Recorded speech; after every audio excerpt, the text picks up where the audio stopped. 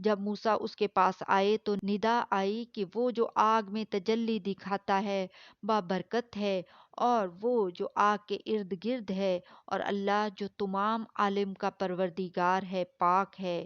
اے موسیٰ، میں اللہ ہوں، عزت والا، حکمت والا، اور اپنی لاٹھی ڈال دو۔ سو جب اسے دیکھا تو اس طرح حرکت کر رہی تھی گویا سانپ ہے، تو پیٹھ پھیر کر بھاگے اور پیچھے مڑ کر نہ دیکھا۔ فرمایا، اے موسیٰ ڈرو مت، میرے پاس پیغمبر ڈرا نہیں کرتے۔ ہاں، جس نے ظلم کیا پھر برائی کے بعد اسے نیکی سے بدل دیا تو میں بخشنے والا مہربان ہوں۔ اور اپنا ہاتھ اپنے گریبان میں ڈالو، بے عیب سفید روشن نکلے گا۔ ان دو معجزوں کے ساتھ جو 9 معجزوں میں داخل ہیں، فرعون اور اس کی قوم کے پاس جاؤ کہ وہ بد کردار لوگ ہیں۔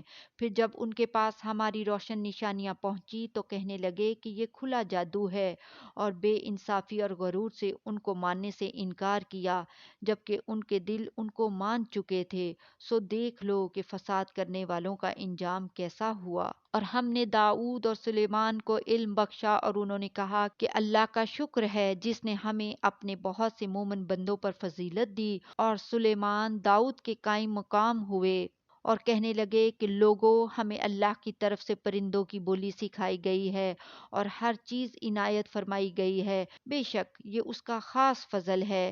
اور سلیمان کے لیے جنوں اور انسانوں اور پرندوں کے لشکر جمع کیے گئے، اور پھر ان کی جماعتیں بنائی گئیں، یہاں تک کہ جب چیونٹیوں کے میدان میں پہنچے تو ایک چیونٹی نے کہا کہ چیونٹیوں، اپنے اپنے بلوں میں داخل ہو جاؤ، ایسا نہ ہو کہ سلیمان اور اس کے لشکر تم کو کچل ڈالیں اور ان کو خبر بھی نہ ہو۔ تو وہ اس کی بات سے ہنس پڑے اور کہنے لگے کہ اے پروردگار، مجھے توفیق عنایت کر کہ جو احسان تو نے مجھ پر اور میرے ماں باپ پر کیے ہیں ان کا شکر کروں، اور ایسے نیک کام کروں کہ تو ان سے خوش ہو جائے، اور مجھے اپنی رحمت سے اپنے نیک بندوں میں داخل فرما۔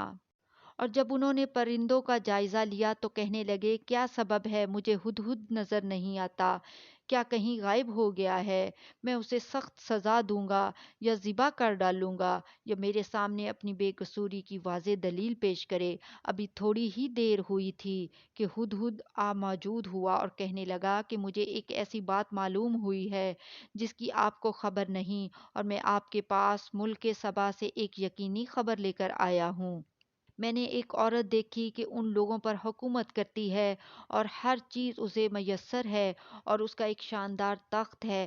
میں نے دیکھا کہ وہ اور اس کی قوم اللہ کو چھوڑ آفتاب کو سجدہ کرتے ہیں، اور شیطان نے ان کے اعمال انہیں آراستہ کر دکھائے ہیں اور ان کو رستے سے روک رکھا ہے، بس وہ رستے پر نہیں آتے اور نہیں سمجھتے ہیں کہ اللہ کو جو آسمانوں اور زمین میں چھپی چیزوں کو ظاہر کر دیتا اور تمہارے پوشیدہ اور ظاہر اعمال کو جانتا ہے، کیوں سجدہ نہ کریں؟ اللہ کے سوا کوئی عبادت کے لائق نہیں، وہی عرش عظیم کا مالک ہے۔ سلیمان نے کہا، اچھا ہم دیکھیں گے تو نے سچ کہا ہے یا تو جھوٹا ہے۔ یہ میرا خط لے جا اور اسے ان کی طرف ڈال دے، پھر ان کے پاس سے ہٹ جانا اور دیکھنا کہ وہ کیا جواب دیتے ہیں۔ ملکہ نے کہا کہ دربار والو، مجھ تک ایک نامہ گرامی پہنچایا گیا ہے، وہ سلیمان کی طرف سے ہے، اور مضمون یہ ہے کہ شروع اللہ کا نام لے کر جو بڑا مہربان نہایت رحم والا ہے، بعد اس کے یہ کہ مجھ سے سرکشی نہ کرو اور مطیع و فرما بردار ہو کر میرے پاس چلے آؤ۔ خط سنا کر کہنے لگے کہ اے اہل دربار، میرے اس معاملے میں مجھے مشورہ دو، جب تک کہ تم حاضر نہ ہو اور صلاح نہ دو میں کسی کام کا فیصلہ نہیں کیا کرتی۔ وہ بولے کہ ہم بڑے زور آور اور سخت جنگجو ہیں، اور حکم آپ کے اختیار میں ہے، تو جو حکم دیجیے گا اس کے انجام پر نظر کر لیجیے گا۔ اس نے کہا کہ بادشاہ جب کسی شہر میں داخل ہوتے ہیں تو اس کو تباہ کر دیتے ہیں اور وہاں کے عزت والوں کو ذلیل کر دیا کرتے ہیں، اور اسی طرح یہ بھی کریں گے۔ اور میں ان کی طرف کچھ تحفہ بھیجتی ہوں اور دیکھتی ہوں کہ قاصد کیا جواب لاتے ہیں۔ پس جب قاصد سلیمان کے پاس پہنچا تو سلیمان نے کہا، کیا تم مجھے مال سے مدد دینا چاہتے ہو؟ سو جو کچھ اللہ نے مجھے عطا فرمایا ہے وہ اس سے کہیں بہتر ہے جو تمہیں دیا ہے۔ حقیقت یہ ہے کہ اپنے تحفے سے تم ہی خوش ہوتے ہوگے۔ ان کے پاس واپس جاؤ، اب ہم ان پر ایسے لشکر لے کر حملہ کریں گے جن کے مقابلے کی ان میں طاقت نہ ہوگی، اور ان کو وہاں سے بے عزت کر کے نکال دیں گے اور وہ ذلیل ہوں گے۔ سلیمان نے کہا کہ اے دربار والو، کوئی تم میں ایسا ہے کہ قبل اس کے کہ وہ لوگ فرما بردار ہو کر ہمارے پاس آئیں، ملکہ کا تخت میرے پاس لے آئے؟ جنات میں سے ایک قوی ہیکل جن نے کہا کہ قبل اس کے کہ آپ اپنی جگہ سے اٹھیں میں اس کو آپ کے پاس لا حاضر کرتا ہوں، اور مجھے اس پر قدرت بھی حاصل ہے اور امانت دار بھی ہوں۔ ایک شخص جس کو کتاب الہی کا علم تھا کہنے لگا کہ میں آپ کی آنکھ کے جھپکنے سے پہلے پہلے اسے آپ کے پاس حاضر کیے دیتا ہوں۔ جب سلیمان نے تخت کو اپنے پاس رکھا ہوا دیکھا تو کہا کہ یہ میرے پروردگار کا فضل ہے تاکہ مجھے آزمائے کہ میں شکر کرتا ہوں یا کفران نعمت کرتا ہوں، اور جو شکر کرتا ہے تو اپنے ہی فائدے کے لیے شکر کرتا ہے، اور جو ناشکری کرتا ہے تو میرا پروردگار بے نیاز ہے، کرم کرنے والا ہے۔ سلیمان نے کہا کہ ملکہ کے امتحان عقل کے لیے اس کے تخت کی صورت بدل دو، دیکھیں کہ وہ سوجھ رکھتی ہے یا ان لوگوں میں سے ہے جو سوجھ نہیں رکھتے۔ پھر جب وہ آ پہنچی تو پوچھا گیا کہ کیا آپ کا تخت بھی اسی طرح کا ہے؟ اس نے کہا کہ یہ تو گویا ہو بہو وہی ہے، اور ہم کو اس سے پہلے ہی سلیمان کی عظمت و شان کا علم ہو گیا تھا، اور ہم فرما بردار ہیں۔ اور وہ جو اللہ کے سوا دوسروں کی پرستش کرتی تھی، سلیمان نے اس سے منع کیا کہ وہ کافروں میں سے تھی۔ اس کے بعد اس سے کہا گیا کہ محل میں چلیے۔ جب اس نے اس کے فرش کو دیکھا تو اسے پانی کا حوض سمجھا، کپڑا اٹھا کر اپنی پنڈلیاں کھول دیں۔ سلیمان نے کہا کہ یہ ایسا محل ہے جس کے نیچے بھی شیشے جڑے ہوئے ہیں۔ وہ بول اٹھی کہ پروردگار، میں اپنے آپ پر ظلم کرتی رہی تھی، اور اب میں سلیمان کے ساتھ اللہ رب العالمین پر ایمان لاتی ہوں۔ اور ہم نے سمود کی طرف ان کے بھائی صالح کو بھیجا کہ اللہ کی عبادت کرو، تو وہ دو فریق ہو کر آپس میں جھگڑنے لگے۔ صالح نے کہا کہ اے قوم، تم بھلائی سے پہلے برائی کے لیے کیوں جلدی کرتے ہو، اور اللہ سے بخشش کیوں نہیں مانگتے تاکہ تم پر رحم کیا جائے؟ وہ کہنے لگے کہ تم اور تمہارے ساتھی ہمارے لیے برا شگون ہیں۔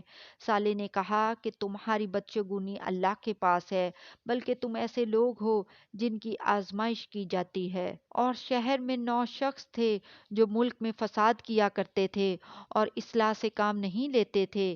کہنے لگے کہ اللہ کی قسم کھاؤ کہ ہم رات کو اس پر اور اس کے گھر والوں پر شب خون ماریں گے، پھر اس کے وارثوں سے کہہ دیں گے کہ ہم تو اس کے گھر والوں کے موقع ہلاکت پر تھے ہی نہیں، اور ہم سچ کہتے ہیں۔ اور وہ ایک چال چلے، اور ہم نے بھی ایک تدبیر کی، اور ان کو کچھ خبر نہ ہوئی۔ تو دیکھ لو کہ ان کی چال کا انجام کیسا ہوا۔ ہم نے ان کو اور ان کی قوم سب کو ہلاک کر ڈالا۔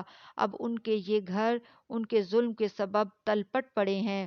جو لوگ علم رکھتے ہیں ان کے لیے اس میں نشانی ہے، اور جو لوگ ایمان لائے اور ڈرتے تھے ان کو ہم نے نجات دی۔ اور لوط کو یاد کرو جب انہوں نے اپنی قوم سے کہا کہ تم بے حیائی کے کام کیوں کرتے ہو جبکہ تم دیکھتے ہو؟ کیا تم عورتوں کو چھوڑ کر لذت حاصل کرنے کے لیے مردوں کی طرف مائل ہوتے ہو؟